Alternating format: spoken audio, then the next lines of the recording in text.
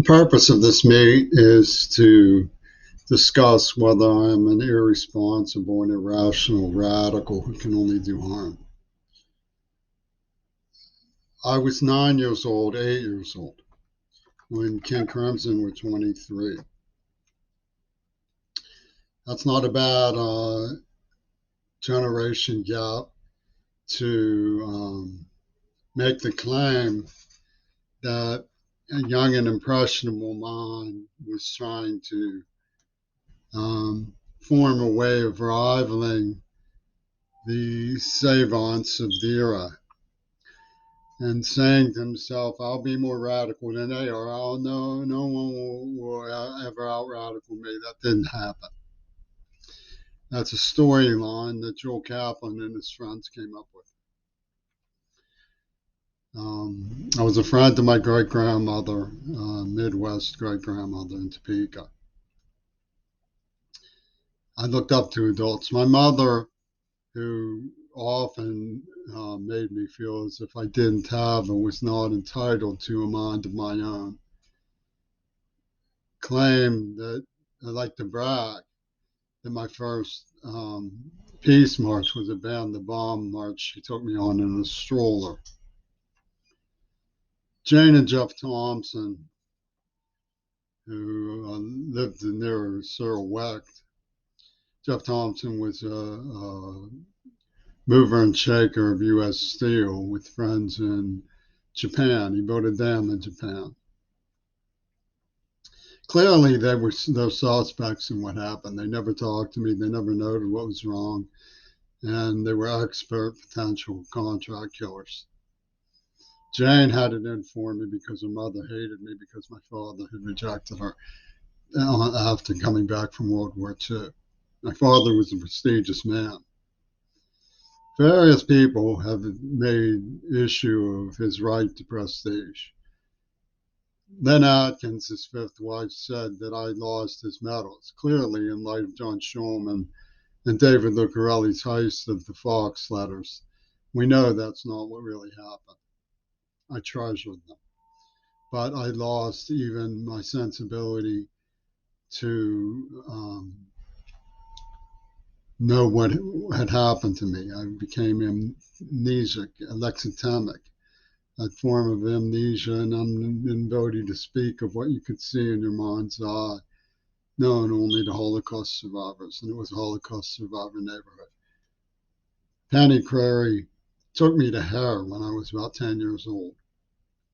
She lived at 1717 Murder Doctor Street around the corner from Cyril Wecht, semi-detached, like Michelle Lubin, Michael Bushkoff's mate. And my father had a Gran Torino stolen from him by her. Gran Torino. Mm-hmm. There was a guy on Marlborough Road who used to scream and yell, and a Siamese cat wouldn't let anybody touch. Died in the cold. Brr. We had a garage spray painted, I love Saran Saran. Sarah Saran, 1966. It was dated by Kodak. I sent to Jim Morris. This fellow's showman into special balls. And rather than dignify my father, the black community said he was an outsider, just like King. We don't know who graffitied his tomb with the parochialist character assassinate and German Green Party. We don't know who. Don't know who. H-U-E Green was the whodunit. Ralph Taub was on it. That spoke George Leader. They said he's not entitled to prestige. They never credited me with anything like the prestige I was due as his son. They tortured me. They kidnapped and brutalized me. Donald, who was out to get me ostracized, they even played a pun on ostracized. Donald. Ostracized. He ingrained to me that the only way I would be safe is if I sexually performed for the Flame Over Africa people. Adults would use me. and tears of suffering. And Jaime Carbonell detected it and summoned attorneys for the killers. That's Pittsburgh for you. Was I radical? No, not radical. Deaf, wanting to go to school. When I thought something was wrong, I contacted the press. I'd given up trying to talk to number 5. That's where some of these darn people came from.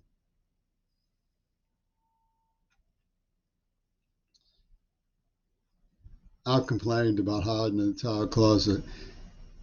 Cartoons, electrotemic amnesia cartoons to Tim Menace.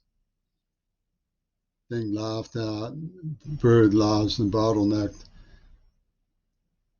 by false representation by the people who I admired. That King Crimson man finds me a haughty. Someone I thought cared about me. Now I have Parkinson's from their abuse. What's radical about wanting to be able to tell the truth in newspapers without getting your brain invaded with nerve agents by the Israelis? What's radical about that? Got an answer? What's radical about that? What's radical about caring about the homegirls so much you put out poems trying to soften the blow when COVID descends? Is that radical? Caring about your homegirls. Now, what's radical is to-the-face liars inventing malice after they misguide your judgment. Inventing malice for Las Vegas. They were willing to put seniors at risk. Sure, everybody knows what happened. I tested negative for 2 days. People said, go back out then. I talked to the senior advisors at TAF, said that I was gone over to the senior centers, and they didn't say anything wrong with it. I was known to have taken Paxlovid, so I kept an eye out for it. It was really very hard to get tests. I had to be sparing with them. But I kept an eye out for Paxlovid, and when it showed up, rebound, I locked down totally for several days till I finally got over it. But you know they're going to come hunting. They're going to say anything they can think of for the Las Vegas weird.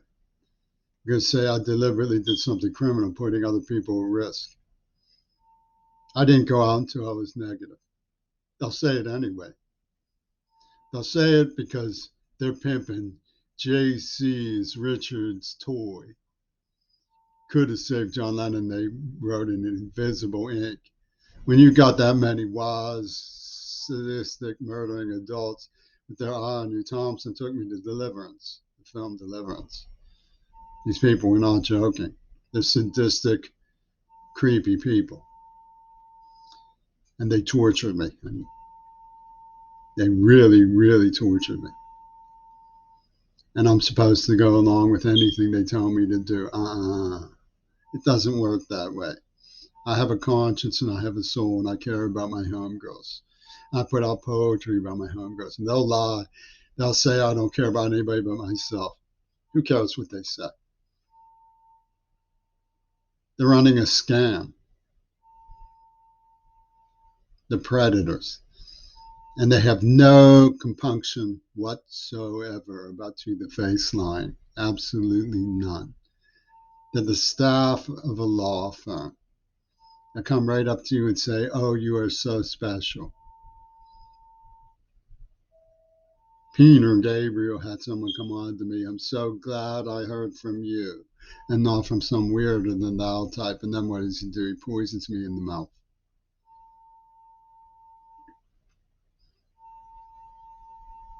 These are from Roger Waters' studio, hippies.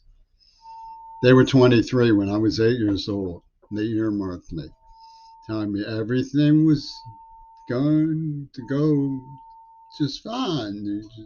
Everybody knows how to run the show.